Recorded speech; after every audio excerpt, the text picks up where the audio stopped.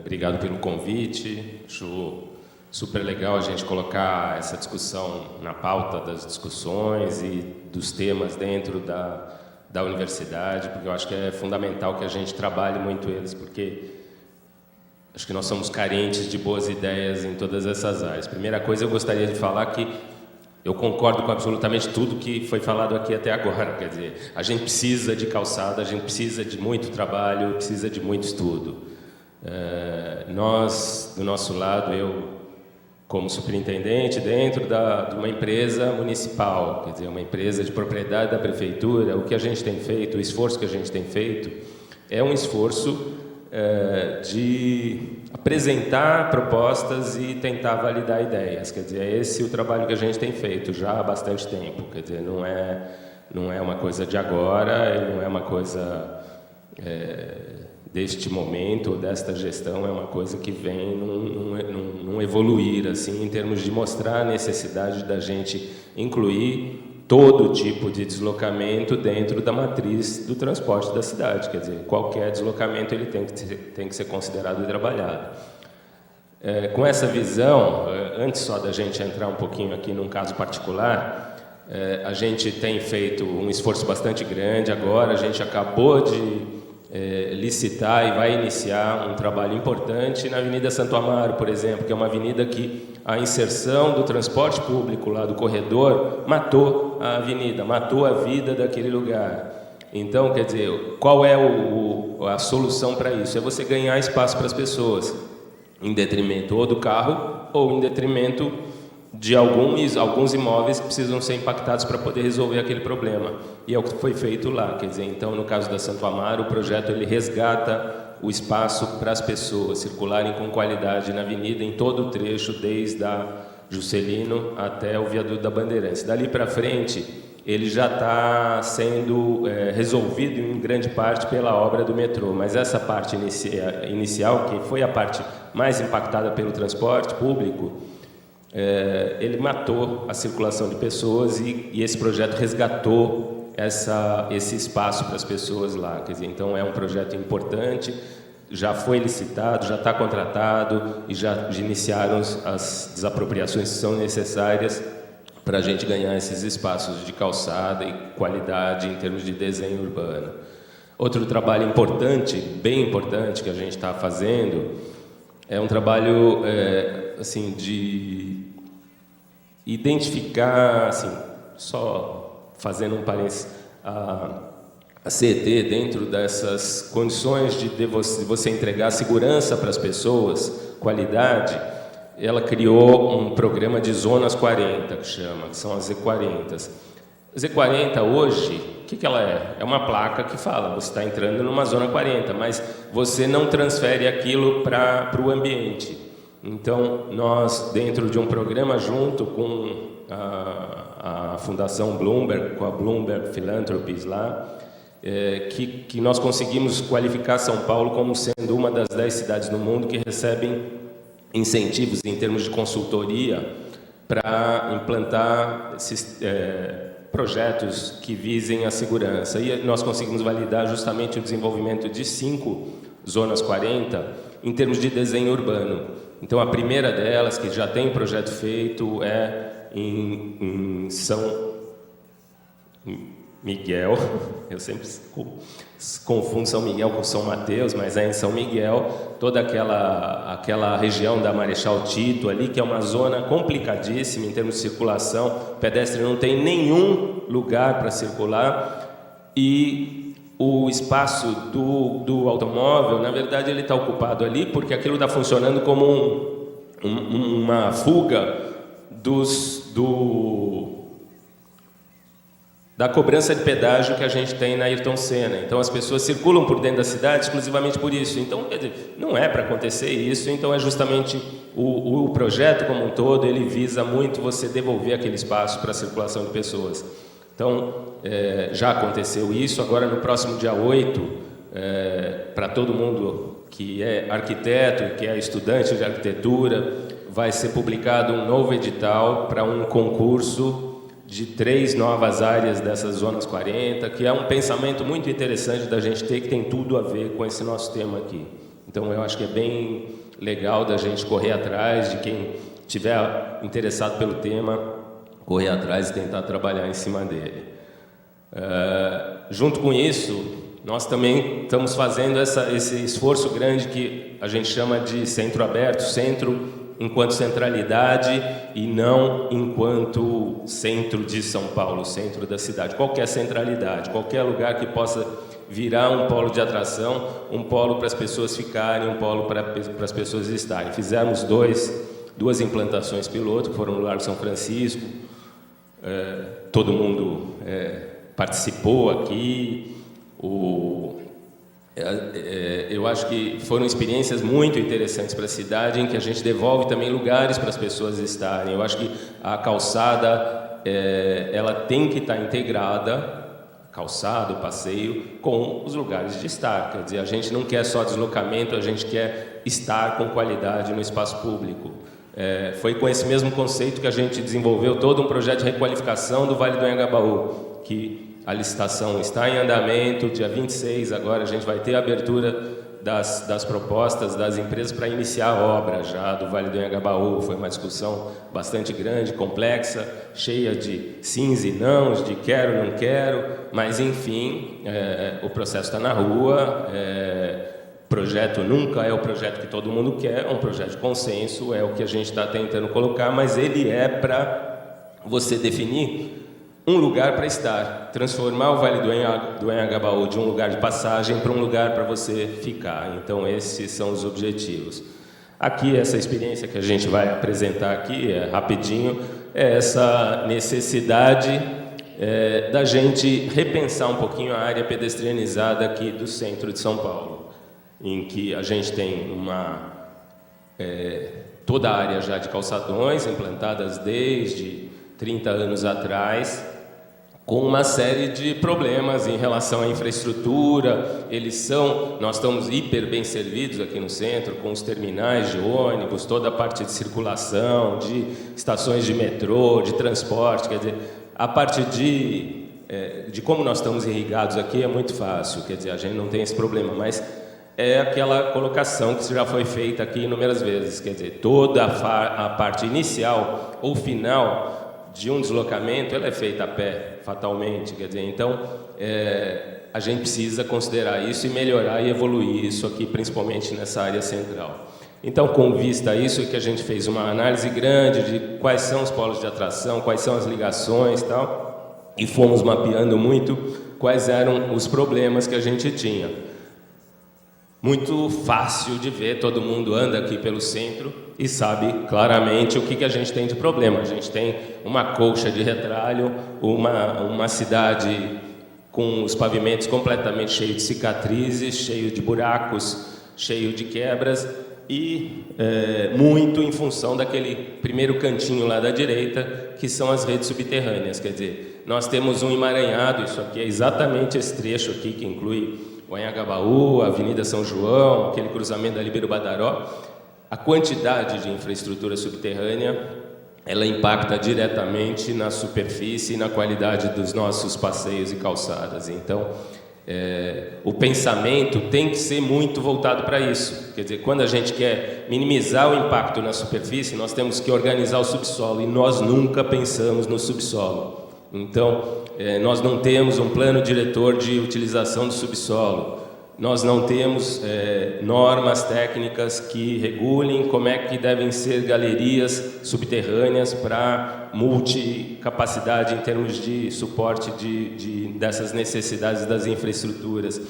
Então, um dos esforços grandes tem que ser nisso. Agora a gente conseguiu criar uma comissão dentro da ABNT, dentro de um órgão, de um dos comitês específicos da ABNT, para criar uma norma técnica brasileira para fazer galeria técnica que possa comportar diversas redes subterrâneas, numa única galeria, e não ela ser uma galeria compartilhada. Já é um avanço. Eu acho que mais um ano talvez a gente tenha essa norma com capacidade de ser publicada, mas é um aspecto bastante importante.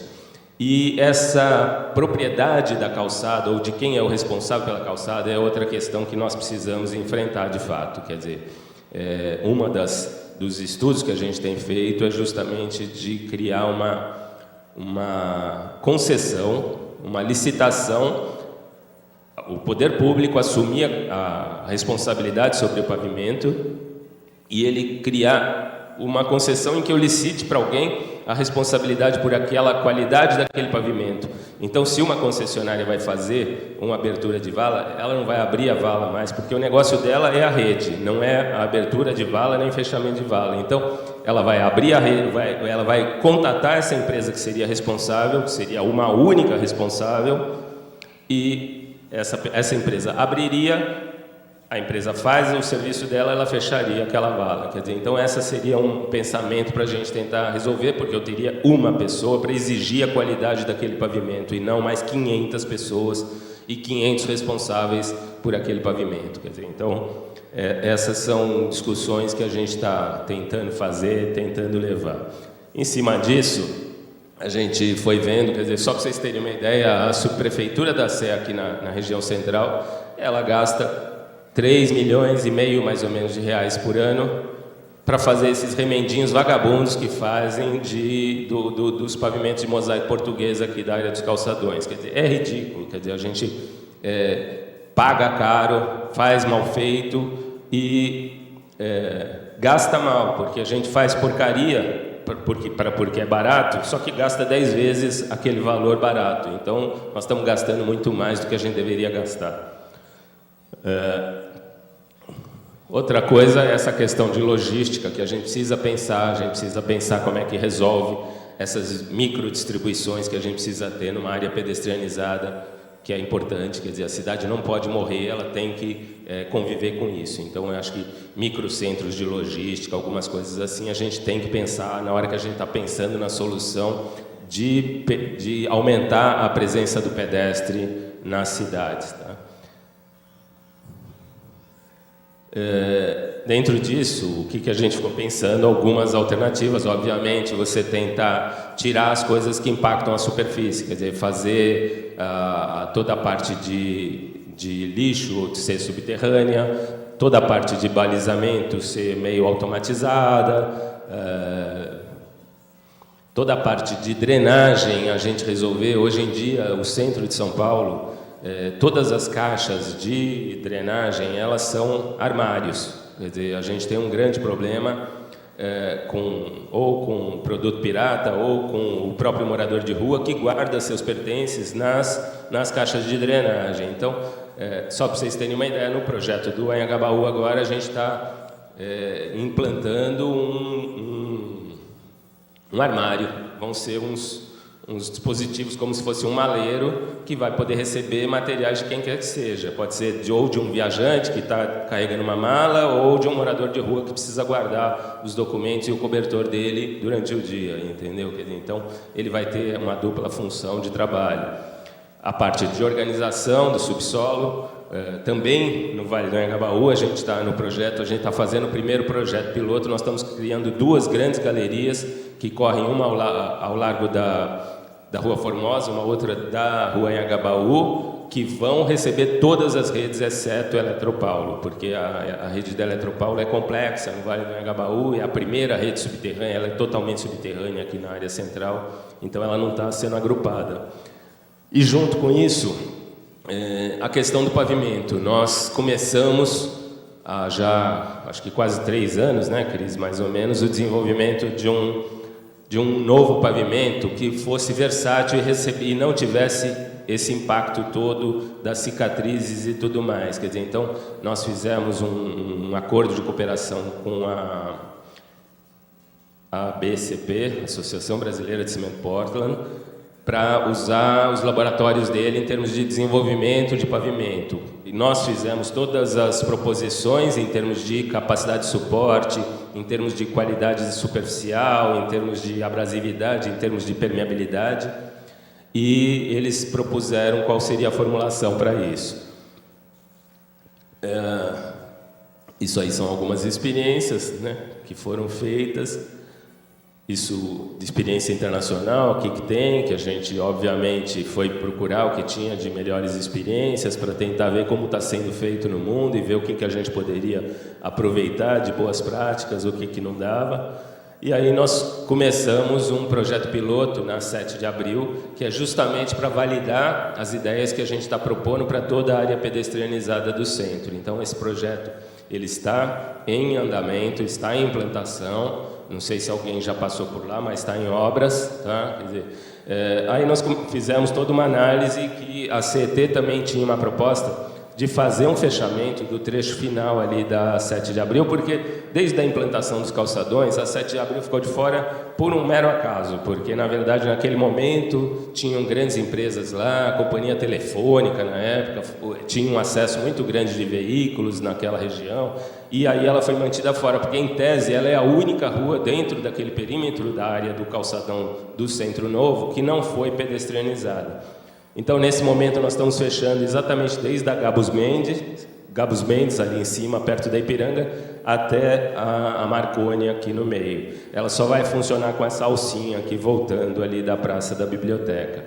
Esse trecho é um trecho pequeno que a gente está usando como esse piloto aí, justamente para validar as ideias, que é justamente esse trecho. Fizemos, obviamente, toda uma leitura para ver qual seria o impacto disso. Isso é um outro grande problema, é o chorume. Quer dizer, o chorume é um outro impacto grande nas calçadas, porque ele faz com que a calçada fique escorregadia, ele faz com que você tenha as manchas. No desenvolvimento do nosso pavimento, nós consideramos isso também. Então, esse pavimento que a gente está propondo, o desenvolvimento do pavimento, ele teve uma consideração também para tentar minimizar ou tentar resolver um pouquinho desse problema. A proposta é de um pavimento único, obviamente, com um caimento de 2%, exclusivamente para a área central. Esse central, obviamente, ele se desloca em função um pouquinho do grade da rua, das soleiras, das cotas de soleiras dos imóveis existentes, mas ele é uma linha única de drenagem que corre ao longo da via como um todo.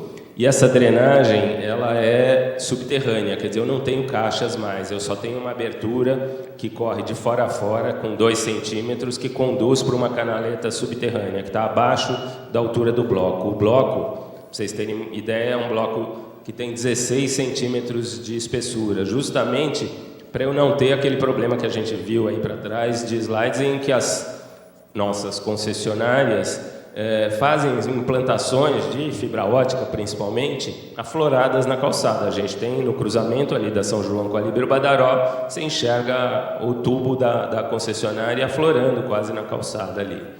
Então, aqui não existe nenhuma rede a pelo menos 20 centímetros de profundidade da superfície da calçada.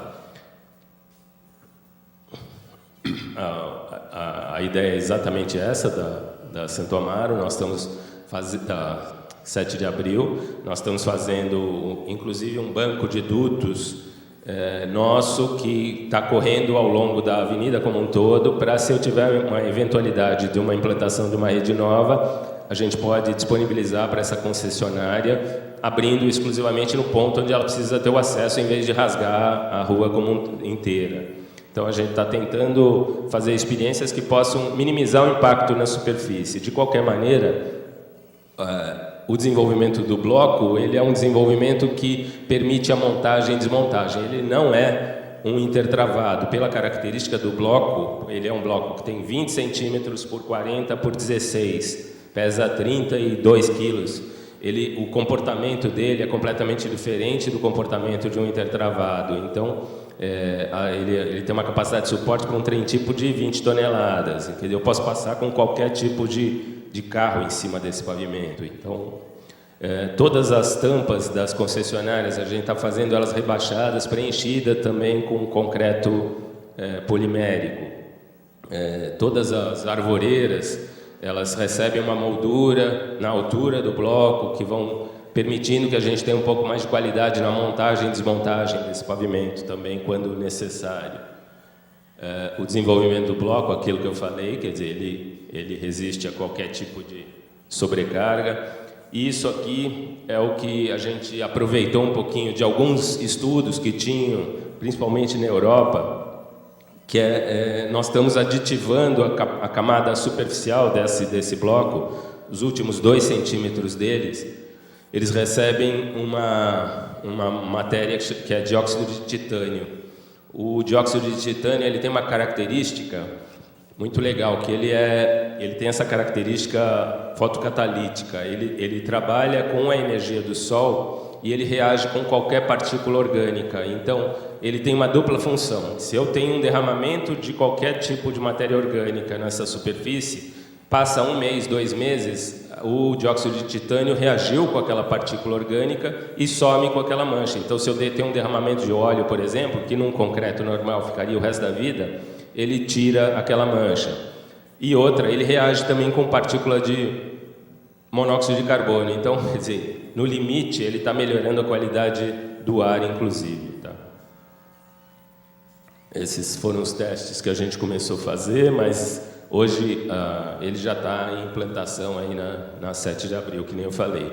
Aquilo ali são as caixas de inspeção da drenagem. A drenagem, como eu falei, ela é só aquele risquinho, então eu não tenho mais nenhuma interferência que impacte em quem está se deslocando na superfície, porque a superfície fica lisa e, ao mesmo tempo, eu tenho uma capacidade de drenagem muito semelhante ou maior até do que a gente tinha com as grelhas normais.